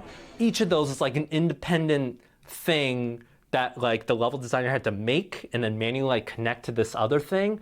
So what happens is that instead of getting like spaghetti code, you have like paella code or like risotto code, where it's not a long line of all these words in this programming language. It's literally just visual noise of 100 icons and trying to remember which of those icons you attach that logic to. Yeah, you have to like create the trigger and then convert that into a brush entity and then add all the information attached to it. Or there's some stuff where you're not necessarily attaching the scripting to like a wall or a door or something. You're attaching the scripting to just this random point in space as a hack. It doesn't matter where you put it, but you have to put it somewhere. So what often ends up happening is you might make like another room that the player never goes into, but that room is just where you put scripts inside it. So it's like you're making architecture for yourself that the player will never actually experience. Right. Yeah. It's like a backstage kind of. You literally have to build a backstage for your levels. Modding is in the blood of Half-Life, a child of Quake, which I guess makes Titanfall Quake's grandchild. This is the nature of software, ideas passed down through generations like bottles washing up on a beach. We like to think of games as these polished, curated experiences, but the reality is that they're usually a lot messier than that. Games aren't made by magicians, well, okay, Randy notwithstanding, games are made by fallible humans with fears, desires, and college debt. Many of the people who worked on Half-Life are long gone from their positions at Valve, but the community of developers around it has never lost momentum. While Twitch users dropped number 3 jokes in the livestream chat for the International, modders were still releasing new versions of Sven Co-op. This community was making Half-Life mods for the pure love of it. They didn't need encouragement to keep doing it, but they got it anyway, in the form of a blog written by Half-Life's writer. So, just as Gordon had pushed that sample into the anti-mass spectrometer and changed the world forever, Mark Laidlaw penned Epistle 3 and created a whole new wave of unforeseen consequences. I play a lot of Senko.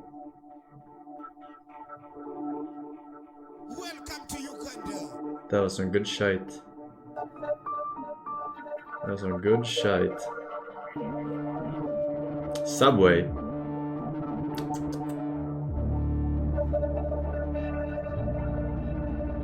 When I first played Half-Life 2, I had never before played a game with so many elaborate scripted scenes, and it sort of like made my brain explode and say, oh my god, video games can do this kind of thing.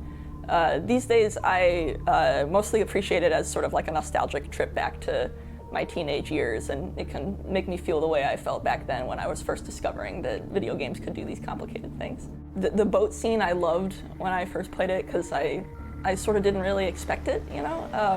And also, it's very, you know, tonally interesting where you're cruising down this river and sometimes it's these action sequences and then sometimes you're like spookily exploring these shore locations. What was it like going back to play Half-Life 1 then? Oh, that was wild. Yeah, I was like, oh, I can see why people like this so much, but it's kind of square and weird looking because I was playing it so many years after it came out. I remember really enjoying some of the, like how you could see like the Half-Life sensibilities in their sort of seed form in Half-Life 1 before they grew to like how they were in the later games. I enjoyed being able to sort of like plumb the design history of this company and see what they used to do. 2 is almost like a totally different game, but they have to like drag some of the fiction into it. So it must have been strange seeing like Dr. Kleiners everywhere. Oh yeah, yeah. Like why is there 50 of him? Yeah, retconning him to be one guy in Half-Life 2. My goodness, Gordon Freeman. It really is you, isn't it?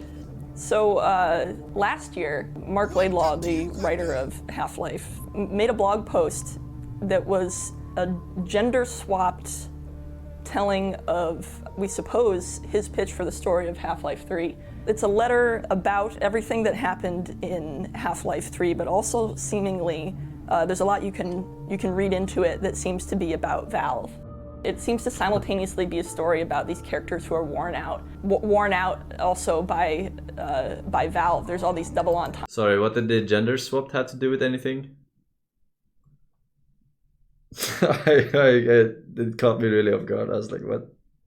In it that are like, you know, all of my friends have left and they're all gone. They went on to other places, and you're reading it and it's just kind of heartbreaking, you know. And halfway through, I realized that I had to like make this, and then I realized, I shouldn't just make it. I should make a game jam. I've been kind of addicted to game jams for a long time. There were a couple years where I was doing like Gordonia free woman. I wasn't shipping anything at my day job, and I really wanted to like complete creative projects, right? And game jams sort of allow you to do that. They give you a deadline and encourage you to complete something by it. And for a lot of people, that's the impetus that they need. You know, a lot of people could create something weird and funny and creative at any time, but they sort of need the kick to do it.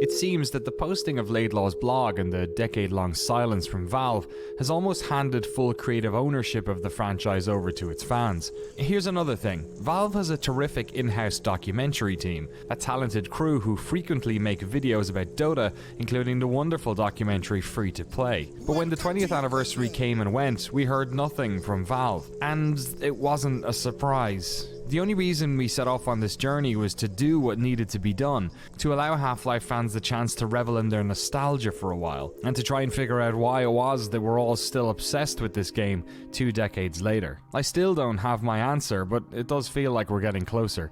We had one more interview left on the schedule, and unlike all the others, this one wasn't looking back.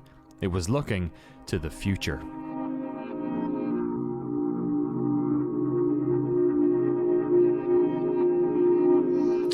As the video on stream says, back when the head Titanfall the game jam was a cathartic creative exercise, but there was always going to be someone who attempted to finish what Valve had started. One such group called themselves Project Borealis, an international team of programmers, designers and artists that are currently in production on their vision for Half-Life Episode 3. When I reached out to the team, it turned out the two of them were pretty close by. Project manager Mike Dunaway and concept artist Mike Yakovlov lived about an hour away from my home here in Maryland. It also turned out that 3D artist Ben Lodge was visiting the guys all the way from Minneapolis. So I invited them over, crammed all 3 of them onto a couch in my basement, and had a chat about bringing back Gordon Freeman. You know, we have a lot of people. We've got people who work for Google who work for us on the programming side of things. We've got a lot of people like Mike here who are freelance artists working on the team. The guy that's sort of our lead sound designer, he's a PhD student basically. He's a doctor, and we've got another really talented programmer who also is a doctor. I don't know what's with doctors and having like second professions, which are just as good as their first professions, but people who are sort of senior roles and technical leaders in the games industry as well. Off the top of my head, I know there's some that work at Ubisoft, Blizzard. I was at Obsidian Entertainment. Yeah, I mean, again, my skills transfer over. They actually started in the industry and now they're outside of the industry, but yeah, I just build cannabis dispensaries. It's a growing market as well. Yeah, it's a very growing. It's kind of no funny. pun intended. Yeah, well. One important decision the team made early on was to build the game in the Unreal Engine. They did this for a number of reasons. First of all, as we heard from Robert, working in Source can be incredibly complex, especially for a distributed team. And though they wanted it to feel like Half-Life, they also wanted it to look like a modern game. Using Source would be an easy way to retain the feel of those older games, but it would put a 10-year-old cap on the quality of the visuals, whereas with Unreal, they could make it look like a modern Half-Life game. So they got to work attempting to recreate the look and feel of those original games. You know, we're always kind of trying to pull ourselves back, rein ourselves back into, what is fun to think about as a potential for Half-Life, in a universe, and what really makes sense within that episodic sort of, this is just immediately after episode 2. There's no like giant leaps in technology or changing of designs there. I mean, yeah, it's literally immediately afterward. We pick up, right there, right at the end of episode 2. So you can't just all of a sudden have everybody looks different. Yeah. It doesn't make any sense. Like, we have this template. We have Half-Life 2 to sort of base everything on. And so that's kind of the linchpin of every creative decision we have to try and make. Because we're not creating Half-Life recently 3, we're creating Half-Life 2 episode. Their progress so on it this? still needs to feel like Half-Life 2 at its core. A large part of the initial, Were they walking around in some snowy place beyond just structuring the team, was just researching I think we did. and sort of reverse engineering, what made Half-Life 2 feel like Half-Life 2, down to like things that we wouldn't even do in modern day gameplay design and development, like how you stick to ladders and how you move up and down ladders, how you back hopping, right, and bunny hopping. Soon. We actually put in things that are essentially quirks from Half-Life 2 so interested in Source demos. engine. We put those into Unreal because we wanted someone to be way. able to sit down and say, hey, can I do this one weird thing, that I used to do in Source? Oh, I can, Very, very minute things like that, crouch jumping. We even had at one point, we had like prop surfing, working in the game. But we actually had to take that one out because it was a little bit too game breaking for Unreal. Here it comes. They're not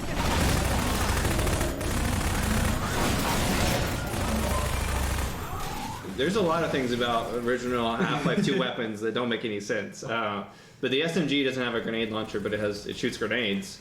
So one of the questions that Ben and Yakov were talking about early on was, do we add a grenade launcher to make it more sense? And my response was no, because that's Half-Life 2, baby. Yeah, that's how it is.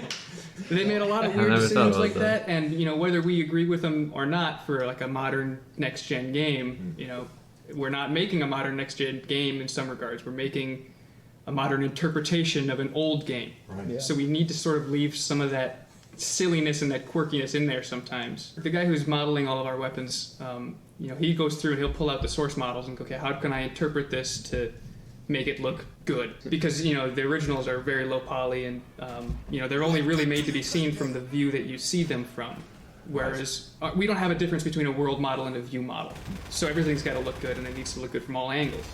So going through, and it's like, okay, this is just a bunch of black rectangles mashed together. That's all Valve did. And trying to interpret that and then add detail to it. You see it from this view, and it's just, there's some stuff that are like projected on there that if you look at it from the side, it's all stretched. Because you're made to be seeing it from this view. And then you look at the world model that you see in like third person, and you compare it with the first person model. They're totally different. How do you figure out what's going on there? And it ends up being like, we'll troll through Google and end up trying, this is the label that they used for this part. I found it. Yeah. You sort of puzzle this thing together, and then you end up with something that looks, it feels like the original, but looks current gen and more detailed and involved. We released, I forget which update it was, but it showed like our first weapon animations. We made one change to the animation where in Half-Life 2, Gordon holds a handgun with one hand. Right. Which if you've ever shot a pistol, that does not work. You'll recoil all the time. So our animator's like, okay, I'm gonna have him grip it with two hands. That makes sense. And oh my god, everyone was like, that's not how it is in the game. You gotta go back to one hand. So we kind of went back and forth on that for a while, and eventually we're like, okay, we'll go back to how it was, where he's just holding it in one hand. But very minute stuff like that. If we don't catch it, the community will catch it when we release the update. And so it's a nice kind of feedback loop for some of that stuff to get it exactly right. And you guys are receptive to that? That's who cares if he's carrying the gun with two hands or one hand? Jesus Christ. It's not Half-Life 3, it's Episode 3, right? Yeah. Gordon doesn't suddenly decide the to hold the gun hardcore fans that would complain about that should just fucking happy they get. He doesn't see Eli die and then suddenly he's like, somewhat of a continuation of the story. It doesn't make any sense like that. Each of the episodes added their own flavor. Episode 1 focused on you. Wait, did they have the voice actors? The same voice actors? Introduced a new enemy and had larger areas that you could cross in your buggy. The fresh Arctic environment was sure to give the team some sort of creative license to add their own flavor to the series. So how about a remix of an old favorite? People should complain about that instead of I think that was what first gun with one or inspired two hands. The idea of an Arctic version of a head crab, because it was some of these characters are going to be in the Arctic. Head crab is pretty bald, it's just skin. We started playing around with how would they look if they froze.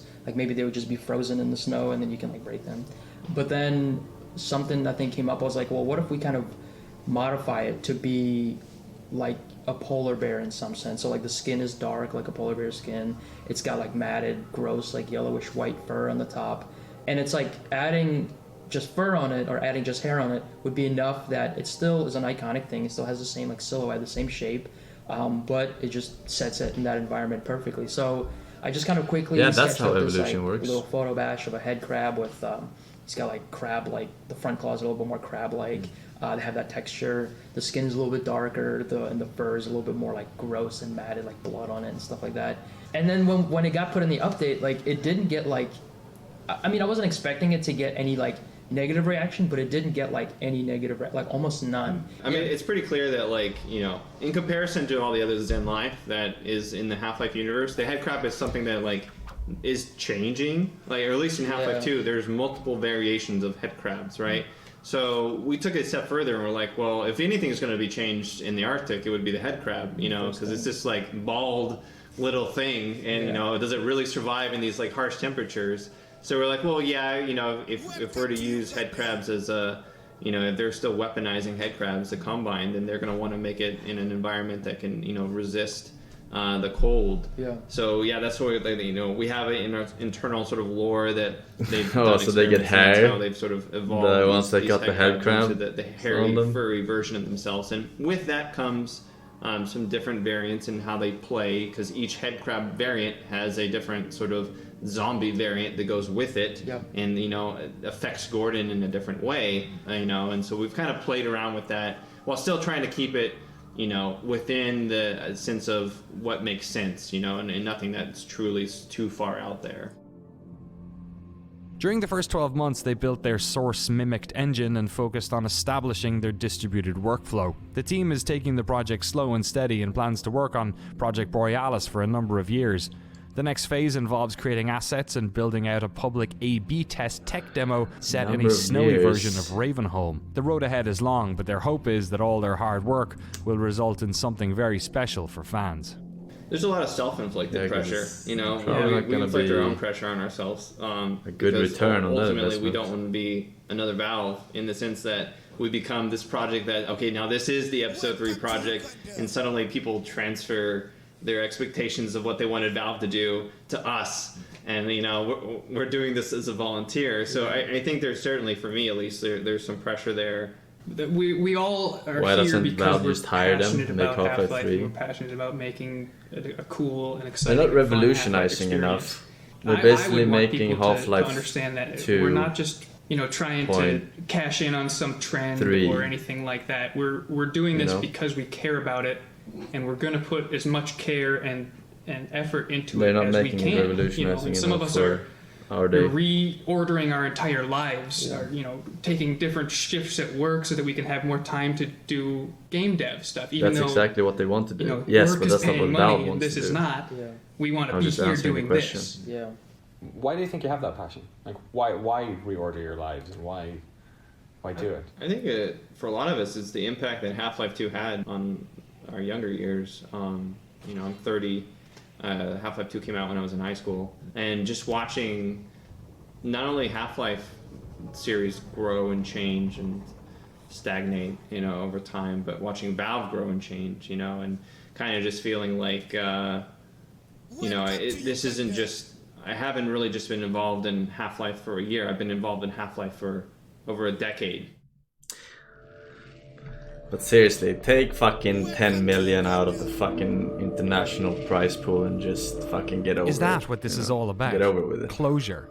The fact that 11 years ago our favorite game ended on a cliffhanger. That seems to be the prevailing thought of Feels Half-Life like. fans around the world, but after talking to all these people, I'm not so sure anymore. This community is like nothing else in the world of video games. It not only supports some of the biggest fan projects in the industry, but online won't groups only like cost Lambda 10, but Generation, yeah. news channels like Valve News Network, and dozens of mods that are still being How much played did Artifact actively cost? right That's what I now, wanna know. 20 years after the launch of the game. So you know what I think this is all about? Inspiration. On our travels, we met a lot of people, a lot of different ages and professions, but each of them in some way, at some point in their lives, was inspired by Half-Life to go out there and create something. A mod, a game jam, a website to help fans watch their favorite game, a new method of reporting on games, or an entire company. And perhaps the most peculiar part of all of this, at least for me, is that in trying to find that answer, I'd effectively stumbled into the exact same creative process as those people. When Valve didn't get back to us, there's no reason why I didn't just go and do a documentary about a different game. There's no shortage of games for us to do work on. But there's something about Half-Life that just inspires people to create work around it. And I get it for the programmers. The lineage of modding that exists in this game's DNA has inspired loads of people who wanted to work in game design. But I'm bad at programming. I'm not good at that stuff. What I do is video. And even still, somehow it managed to inspire me to go out and make something. And the more I think about it, and the more I sort of analyze Valve's peculiar decade-long radio silence, the more I think that the fact that they aren't really taking active ownership over Half-Life, and the fact that they haven't talked about Episode 3, it's kind of a gift. The creative vacuum left by Episode 3 has kept this community alive, and with time, allowed the fans to take ownership of the game, and to continue to create beautiful new pieces of art, born from a love of Half-Life, but new, different, exciting, and transformative. I'm satisfied with the games that we've gotten since Half-Life 2 Episode 2. You know, like, most of the Assassin's Creed games have come out since then. Dead Space came out, Dark Souls came out. Like, there's plenty of games that have been around for over a decade now that were rich experiences in my life. I don't need Half-Life 3. You know, it doesn't hurt me for there to be no Half-Life 3. What else does it have to do with Half-Life 3? Maybe, yeah, because now I've put all this energy into making my own Half-Life 3. Now the IP holders are gonna, what if they make something I'd feel like mine had been stomped on? I don't know. The one thing I was very worried about when I started the jam was that people were going to make games slamming Valve for not She's making worried about their Half-Life little 3. game if they make Half-Life 3. And I really didn't like that idea because, like I said, I feel fine that I haven't played Half-Life 3. I've gotten to play plenty of wonderful games. I don't need Half-Life 3. But those people wanted to make Half-Life 3 and they were stopped for whatever reason, for company reasons or finance reasons or internal politics reasons. They wanted to make Half-Life 3 and they couldn't. And I don't think it's right for us to harass them for not making it. They probably wanted to make it really bad, you know? And I was worried that people were going to make games that were bitter or angry or negative, and I'm very glad that people didn't. It is true that digital interactive entertainment is not merely the newest medium our species has created, but the first time our species has been able to create a medium where the audiences we're entertaining are affecting the experience. They're participating. It is interactive by definition. And we are at the very dawn of that. And I don't think the world will be the same. And I don't think the human experience will be the same. But we are just at the beginning of that, and we're just figuring it out. And we got to be here.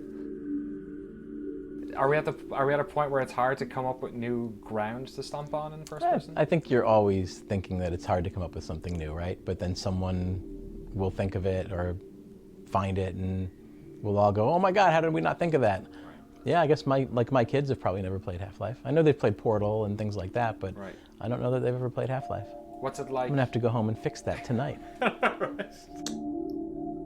I think Therefore, I'm on the side of maybe it's okay if there's never a Half-Life 3. Maybe the absence of Half-Life 3 is more important than what it could ever actually be. Right. Because in the end, it'll just be this first-person shooter in an age where we don't really play single-player first-person shooters anymore. Like, if Half-Life 3 came out, would it be an open-world game now? Because that's kind of what the FPS was. That's our modern equivalent of the FPS. Damn. Culturally, right? Will it be on our phone? That would be way better, Because actually. that's what'll appeal to today's audience, right? We'll have microtransactions with these season passes. But open world. It's just 100 Gordon Freemans drop onto an island. Yeah, 100 Gordon Freemans from like a giant man array or something, right? Like, what would?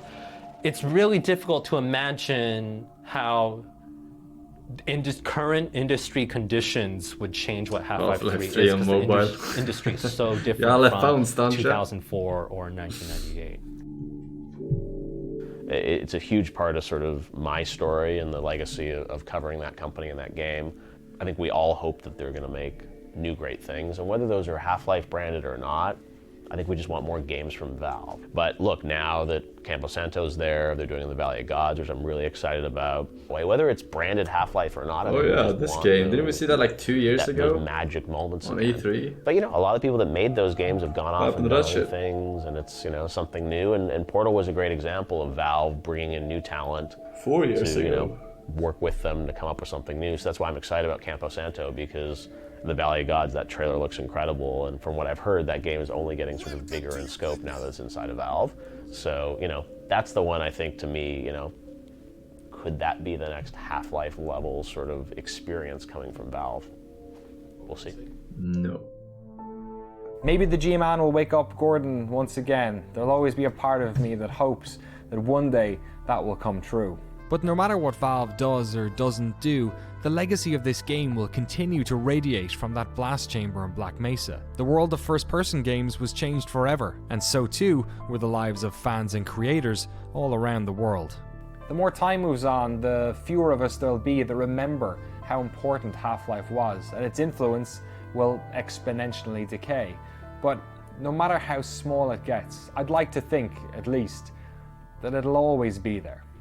the fact that Half-Life 3 is not going to happen means that we can pretend that it belongs to us now. You know, like we put in, as a group of people, more effort into imagining what it might have been, I suppose, than the limited number of guys, you remember Fortnite? Oh shit, I played that shit when it came out. Even if they did it all day that long, shit was so cash. Millions of us out here imagining what it could have We're watching some documentary on Fortnite. And, the fact that we're pretty sure it's not going to happen now, I think, has given people freedom to make their wishes real, I guess.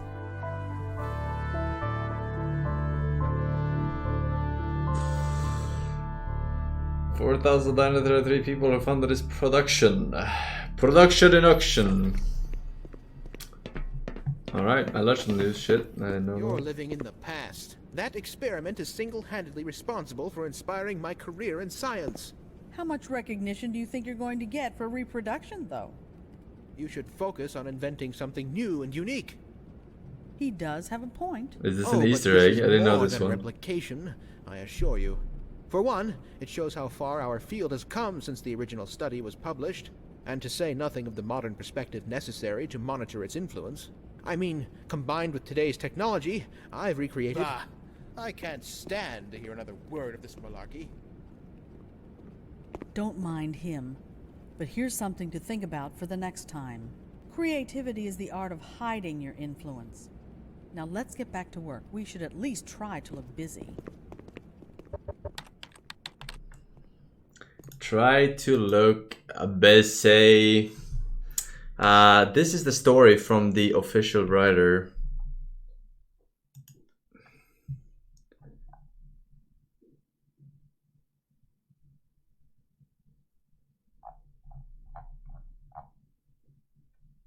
What the fuck? Yeah.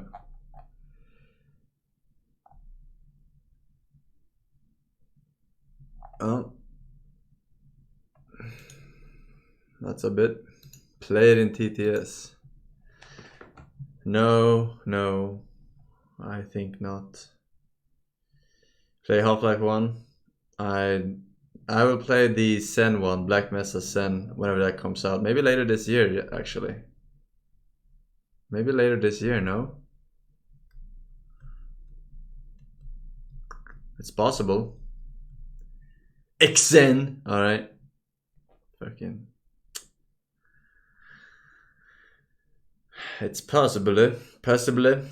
Boys, we are good here for today. So here's the thing, yeah. Here's the thing. On the 10th, there is a bunch of new releases.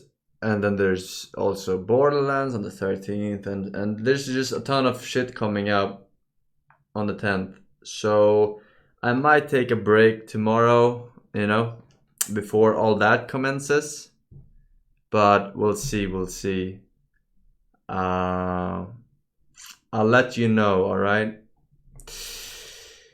I'll let you know on the Twitter or... Either way, thank you guys for watching. Thank you guys for the subs, resubs, donuts, gifted subs, and of course the bits. Sorry if I missed anyone scrolling down this list. It's possible. It's very possible. I probably missed a few. I'll catch you on the next one. Alright? And yeah, maybe see you tomorrow. Maybe not. We'll see. But on the 10th for sure, we're playing Greedfall. Trying that shit out. Looked like Little Witcher. Whatever the fuck that was. We saw it at E3 a couple of times. So yeah. Peace out, bros. Later.